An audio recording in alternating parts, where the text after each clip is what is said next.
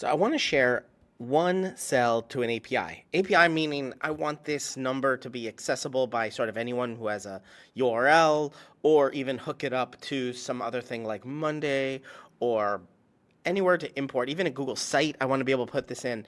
And that's what I mean by API. Someone's going to check this URL and get a number. And I don't want to share the entire sheet. I don't want to share all the tabs. I just want to share this one exact number in this cell. This one is just a sum, and it's a number, 362. And if I change this 22, that is going to change up here, the B1, this sum. Okay, how do I do this? Well, there's a lot of options to share sheets, but none of them actually help in this case. We need to go to extensions app script. Here, I'm just going to name the project anything. I'm just going to say cell to API. You can name it anything you want. This name doesn't matter. But this function here, if you have other functions here, then you can just add a function name, function, do get. And we're going to add those parentheses and curly brackets. This is very important that you do get with the capital G, and it's going to come into play later. But what we want to do is return some number or cell value, whatever it is. This is a variable we say ourselves. We type this in. Now we're going to define that, and we're going to say variable cell value equals SpreadsheetApp.getActiveSpreadsheet. That's getting the entire file. GetSheetByName. I'm going to go over and say this is 2027 sales. So in parentheses, in quotes, 2027 sales. And I'm just going to put this on a new line so you can see it easier. getRange. Now the range is going to be B1. Okay, and I put that in quotes, B1. If I want to get a little more interesting and a little more programmatic, let's say, I can enter numbers. I'm going to say row 1, comma, and now we're going to put row and column. So the column is 2 because it's in the B column. So not B, but 2. This is a number. And then let's say we want to keep adding more programmatic things. We can say it's 1, 1, which is 1 row height and 1 column height. That's only one cell that is in row 1, column 2. And what's really cool about this is with programming and programmatic things, I can change those numbers based on something. Say I want to say the final bottom row. I don't have to put a 1 here. I can put get last row, and I can put a function here that says get the last row, however many rows there are, get the last one, and put that number there and get the exact one. But for this particular use case, quote B1 is going to be the best. And then I'm going to do getValue. This getValue says go to B1 on 2027 sales in this spreadsheet and get whatever value is there. And so that's the cell value. I'm going to save this, Command S. Or if I make any other changes to this, I can also click this Save Project to Drive up here. Now, I'm not going to click Run.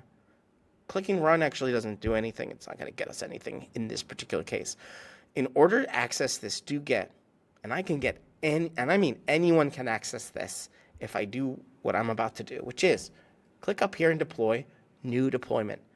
This is a very advanced part of Google Apps Script, but I'm going to walk you through every step. Click this select type up here and say web app. Now this description can be anything. This is cell value. I can write anything I want here. I'm going to execute it as me. And that means anyone that I give access to this URL that's going to be produced from this, they're going to be able to access as me. But what's really cool is that we've programmed it so they only can grab that cell value. And who has access? Anyone. That's important too, because we want to be able to give this URL to anyone or any program or any website and say, here's the number you want. Click deploy. This may take a moment or a minute, might take a little bit of time, but maybe most of the time for me, it's been taking a few moments. Click authorize access, and you do have to authorize the access here. That's it. So here we have a web app. We have a deployment ID at the top. Yes. Version number. Sure. Web app URL is this one. This is the key. So I'm going to open an incognito tab, and I'm just going to copy and paste that URL into the. I need to do one extra thing. So we need to do ContentService.createTextOutput, and here we'll put cellValue. So this is just saying, hey, take whatever value is there, make it text, and then return it. Now I've made some edits to my doGet, so I'm going to go up to a deploy and not do new deployment this time. I'm going to do manage deployments. And here, I'm going to click the edit button. It's a little pencil icon.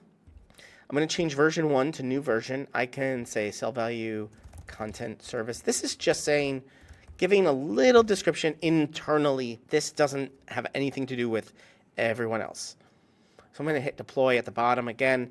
And now I have a web app URL and a library URL. I'm only going to take this web app, which doing this manage deployment means we do not change the URL at the other side. So if we give this URL to a bunch of people or a bunch of sites, and then we manage deployments and edit it, perfect. But if we do a new deployment, we're going to get a brand new URL, and we have to give that URL out to a bunch of people, which is sometimes what you want. Let's do a new incognito tab and paste in our script. And there we go. This is a number 363. That is exactly our number. And let's change this a bit. We have now 10,000. So if I refresh this, there's the new number.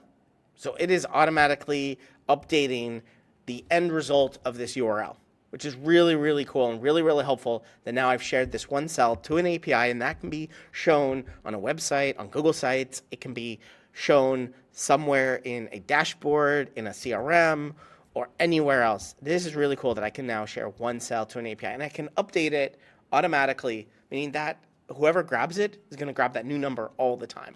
I don't have to like say, hey, new number available, new number available. Isn't that awesome? You're watching Better Sheets here on YouTube. Make sure you check out this video or this video and subscribe right now to get more tips, tricks, how-tos, get more out of your Google Sheets than you ever have before. I'm excited to be making a ton more videos here. Ask me questions down in the comments and I will answer them in future videos. But for right now, right here, one of these videos is going to be your next Google Sheet.